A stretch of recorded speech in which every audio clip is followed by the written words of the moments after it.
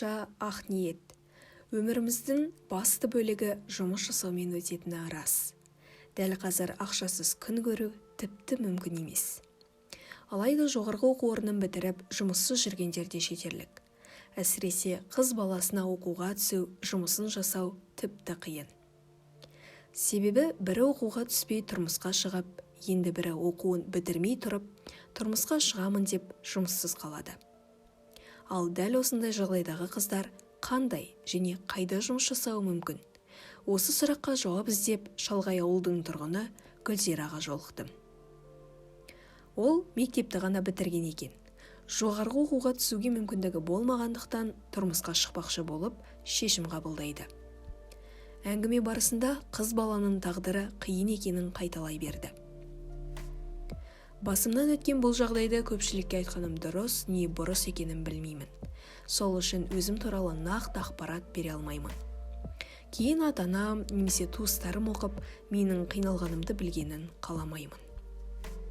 Бірақ оқырмандарға ниетің ақ болса, адал ақша табуға болатынын айтқым келеді. Тұрмысқа шыққанымда жасым небәрі 17-де болды. 10 солымды танып үлгермеген балған қыз едім. Ата-анама қиындық тудырмайын деп, жігітіме тұрмысқа шығуға келісімімді бердім. Әрине, өзіммен жасты қыздарға қарап қызығамын. Мен де үлкен қалаға барып, белгілі бір маман иесі атанып, жаңа ортаға түскім келген. Алайда пешенеме басқа нәрсе жазылса керек. Мен тағдырыма ризамын. Ерте тұрмысқа шыққаныма еш өкінбеймін. Қыз бала қонақ. Сондықтан ертерек өз орнымды тапқаным өзім үшін өте жақсы болды. Мені жұбайымның үйіндегілер жылы қарсы алды. Жас болғандықтан бәрін өздері үйретті. Әрине, бастапқыда басқа отбасына сіңісіп кету сондай қиын көрінді. Үй тірлігінің бәрі өз мойнында, әсіресе ауылдың тіршілігі бітпейді ғой. Дегенмен ата-енеме алғыстамасқа айтарым жоқ. Мені үнемі қолдап отырады. Қызылорда облысына қарасты бір ауылда тұрып жатырмын. Адам ниеттенсе, бәрі онынан болатынына сенемін. Себебі ешқандай оқу бітірмесем де, ел қатарлы ақша тауып жүрмін. Күнделікті көрші-әшейді бағамын. Уақыт тауып үйіме де қарайласамын. Әжемді ұйықтатып келген соң, үйімді жинаймын, тамағымды әзірлеймін. Қазір жасым 20-да.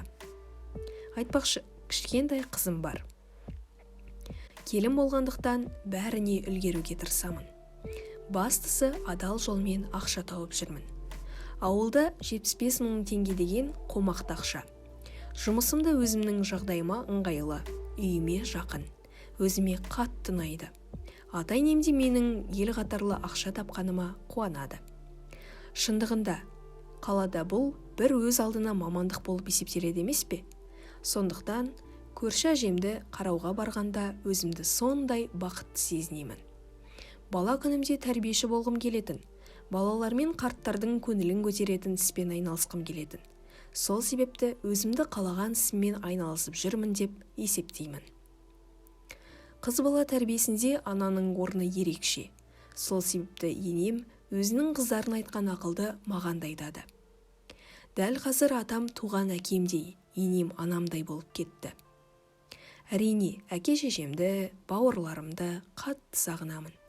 Ауыл арасы жақын болғандықтан, мүмкіндік болса барып тұрамын. Бір сөзбен айтқанда, қандай қиындық болса да, бақытты қыз, бақытты жар, бақытты келінмін. Әйел адамдардың төзімділігінде шек жоқ. Осындай жап-жас қыз ата-ененің жағдайын жасап, келіндік міндетін абыроймен атқарып, өмірге сәбиен әкеліп, жарына да көңіл бөлгеніне қоймай, егде жастағы кейуананы да күтімге алған.